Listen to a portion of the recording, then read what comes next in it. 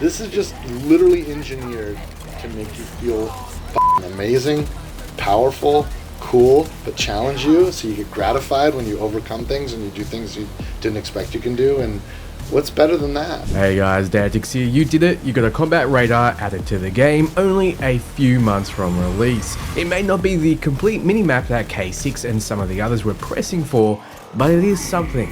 I was also lucky enough to interview Randy Pitchford and Andrew Reiner. It wasn't a scripted or planned interview. We just sat down and chatted. We went through builds, weapons, ordnance, the size of the game, how many guns, the end game, the tone of Borderlands 3 versus this, and how it is the perfect entry point. This is something you won't hear anywhere else. After, I'll run through what we know about the new combat radar. As many of you know, Borderlands 3 had been revealed with a compass at the top of the screen. It's a bit clunky, so Randy Pitchford took to X and wrote 33 posts explaining his reasoning. When I got to play the game myself, I did notice the lack of minimap. It stood out and there was a lot of times my eyes glanced over to find something that wasn't there. Yes, I got used to its absence from the game, but now with the footage you're seeing, we will have better combat awareness. Streamers at the FanFest won't get to try this build, but at release it'll be able to be toggled on in the menu. Notice that we see some more aim and gameplay here with two action skill actions. One is most likely a tap of the left trigger and the other is hold, similar to the modified skills we see in my Vex and Rafa skill tree breakdown videos. Alright, let's jump into the interview. But with the licensed parts, it's pretty cool to get stacking features from other manufacturers in there, and that's really helpful if you're a throughput kind of player like me. So, what about you?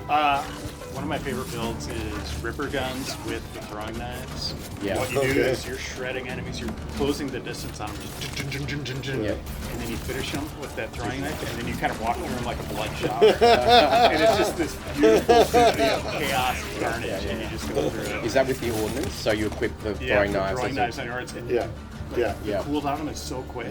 Yeah. You could just be throwing those out. Yeah. Can there be like a synergy between your ordnance and your weapons and your skills? Oh yeah. Yeah. Enhancements can do that too. So you start to get into flow state too when you're like, and you can feel it because like we got all the feedback on screen, so you know when your throw's gonna, like, if you're using the throwing knives, when it's gonna get the kill, so you kind of like pace the combat flow around that. It's really fun. So do the Vault Hunters have like a build with ordnance for all four, or is there like one that focuses on ordnance?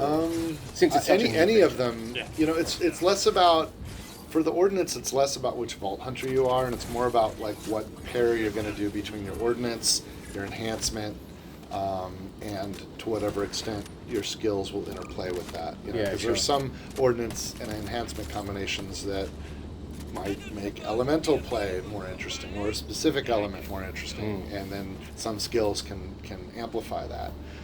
But I mean, there's literally, I countless permutations. So I don't. Well, you remember you remember Yeah. from Borderlands 3, your thing was like I don't know how many millions of different combinations of guns. I'm guessing we had billions. Yeah, billions, and now there's combinations between your skills. This your is guns, more. Your ordnance.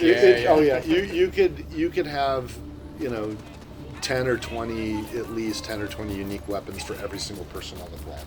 Yeah, and you still would have tons left over. Yeah, I mean, can we get 10 each? I mean, It'll happen naturally. Yeah. And what's interesting is we haven't seen it all, because it is procedurally generated. We know the ranges of what's possible. Yeah. Has anything procedurally generated that you really like, that really stood out to you? And look, I mean, that's a big call. There's always god rolls, where you get the exact right drop. One of the, here's the thing though, we are still polishing and tweaking this game. So none of it counts until it's like, okay, this is it. Pencils down. It pencils down, and that's when it's going to be fun to kind of go after those bosses and farm that legendary, my favorite legendary, to farm that guy and get the drop that I'm looking for. It just perfectly fits with whatever enhancement I've already gotten. So you can break the game, quote unquote. Oh, it will. It's inevitable. And it'll be very interesting. I've kind of decided, like, Graham is Graham, our creative director, is the king of the, like, he owns that space, and I'm very, very interested to see, like, what he does as people discover game-breaking combinations. I'm keen to see the speed runs actually. Oh God! I love Oh, all that dude, stuff. I love it so much. That with the traversal stuff, with all the different like movement capabilities now, that's going to be on a whole different. Oh, absolutely, yeah. It'll be really interesting to see what unfolds there. And just the variance of everything. Yeah, that can we're happen. watching people do some really interesting stuff, combining, you know, the double jump and the gliding with grapples and the personal vehicle summons at any time. But you can never plan all of that, right? Yeah. Like you can't say, "Oh, look, I want this game not to break for them to Right, speed." and like there's like you can get a lot of momentum, for example, with the personal vehicle, and then eject from it, and like you're flying now, and then while you're flying, grapple, pull yourself more, and then you double jumped into a glide and end up halfway across the fucking universe. You know, it's like it's pretty. There's some crazy kind of skill play that can happen. So I'm really interested to see that from a speedrunner. Yeah. So in terms of like scope of the game, you've mentioned that there's a lot more weapons, obviously. What about the size of the game? Are we talking about the same size as Borderlands 3? No, it's much larger. Yeah, so it's a much larger game. And it's freer. It's you know, there's go wherever you want. You know, Borderlands 3 did have some liberty to it, but we kind of call it wide linear. You know, because at the end of the day, there's this sequence of main mission objectives, and this game is a little more. You can kind of do what you want. Yeah, if you want to do the next specific main mission, that's always there for you. But we're finding that a lot more people are just having fun, just exploring and being free. And you've focused a little bit on endgame as well. Could you talk to that? It's best endgame we've ever shipped with. Well, it's because Graham is on the top of it, and that's his whole jam. But you know, I got to be honest. I haven't spent a lot of time as an end game player because everything's still tectonic. Yeah. So I'm kind of excited for us to settle the game so that I can kind of like the plans are awesome. The plans are awesome. The strategy is awesome. The work is awesome. Yeah. Like all of what we've done and what's prescribed that thinking is like I'm really thrilled and excited about it. But like there's a part of this kind of experience just because the nature of how games are made that a lot of us are going to be like a customer when we're going to be really playing endgame and experiencing it as the game launches too. And we're in there, we're listening, and I think you can see the evidence of us listening too with a lot of the decisions we've made. But I think you'll see it even more with the endgame. Yeah. Well, one of the major things that at least my audience says when they talk about Borderlands 3 is they didn't really like the tone and the direction that the story kind of went.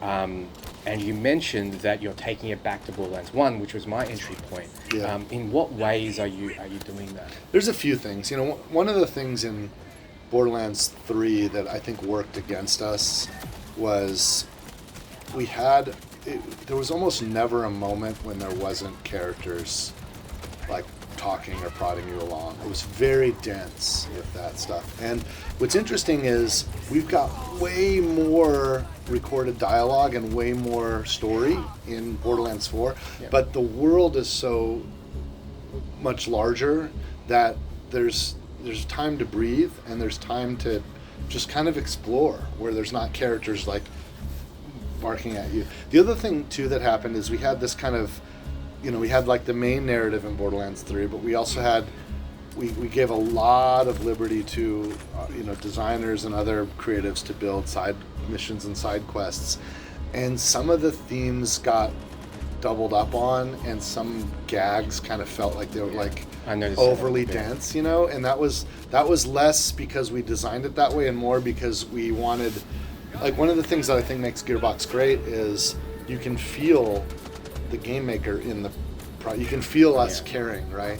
But if we get too independent in that and we're not syncing up enough, we'll sometimes double up on things, or you know, like there's ways you can play Borderlands 3 and it feels like, are these guys only gonna make fucking fart jokes? Is that like, and it's that wasn't a plan. It was just kind of like, okay, this guy had fun on his side mission, man. And that kind of that tends to happen when this other thing's happening over here, and suddenly it feels like, oh my god, it's just a bunch of fart jokes. But it's like, it's just that weird.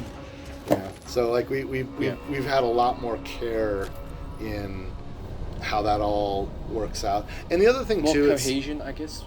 cohesion maybe is a good word. I think it's just more planning and coordination between all the different creative elements that are, like it kind of goes back to what I was saying earlier. We've been working on Borderlands games for a long time, so we're starting to get good at it. Yeah, sure. We all love the game. We all play it, so we don't, and sometimes you notice things as everything comes together, and so then when we have an experience like that, we can get ahead of it for the next game. So I like going into everything I do positive. Yeah. So I'd like to give you both a chance just to wrap it up. How would you best, I don't want to say sell. I think this is a great jumping on point. Yeah. Like I feel like it's a true next gen Borderlands experience. Like an evolution of what came before. The deepest weapon system we've ever had, the most freeing exploration. This is a story you're going to care about the characters in, and like really kind of root for the good guys as you're going against the Timekeeper. I think it's just the full package. I think every part of our studio, all of our teams have really unified over this vision. Yep. And I think we got something special on our hands here. Fantastic. If you like joy, if you like having fun. No. I don't know about you guys. It might be the best value in the world this year for that. Video games are awesome. They're awesome. Video games are fucking awesome. And I do it for a job now. Right. And we don't. Yeah, I've literally dedicated my life to them. And it's like we can do things in a video game you cannot do in the real world, and we can do it with joy and surprise and delight. And Borderlands 4 is the culmination of all of our experience, expertise, and commitment to that just creation of joy and happiness that we want to feel for ourselves and the people that play with us. So I can't. When I'm looking at the world and I'm looking at all the ways we can spend our time, like video games are awesome.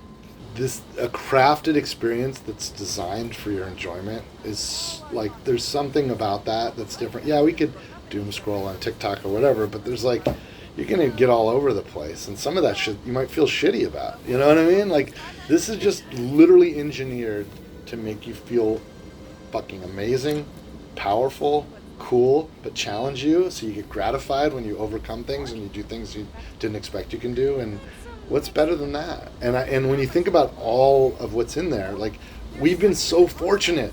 Borderlands games crush. They sell so many fucking units, and because of that, we can afford to put a ridiculous amount of resources in this. I like, when I started in this industry, I couldn't imagine the scale at which we're operating now. And all of that is like. I really think we have a game that kind of scratches a lot of itches in really interesting and fun ways. Fantastic. So if you like joy, if you like having fun, and you want the literal best value in the world for that in a video game this year, it's Borderlands 4. It's like, that's it. And it doesn't matter if you played Borderlands before or not, because this one will take care of you if you're coming in for the first time. So perfect entry point as well, if you want joy. Yeah. Look, fantastic, guys. Thank you so much for your time. I really appreciate it. I could talk to you for hours. Yeah. We'll play more of the game. Use your You're time on the later. claptrap mission. I'm on the claptrap mission. Yeah. Oh, you're gonna see. I'm turning things now. Yeah. Oh, you're almost to something. Yeah, perfect. Well, thank you so much. Yes, this was all recorded on my phone, so excuse the quality. The banging around was the PR guys telling us to wrap up, but as you'd notice, Randy was eager to talk. You can say what you want about the guy. I met him twice, and each time he's been nothing but lovely. He just says what comes to mind, and sometimes that means it can be taken the wrong way, as the PR filter isn't working to ensure maximum understanding. But as you can tell, he's very passionate about games. We actually talked for hours after the session with my mate G-Man and Andrew. He actually offered to have us over and feed us. At any rate, from what I understood and played, Borderlands 4 is the biggest and most ambitious in the series, and it has the potential of being a huge hit. But what's really important is the game, not the developer. So what do you think about Borderlands 4? Let me know below. For all things Borderlands, you're in the right place. Ciao, friends.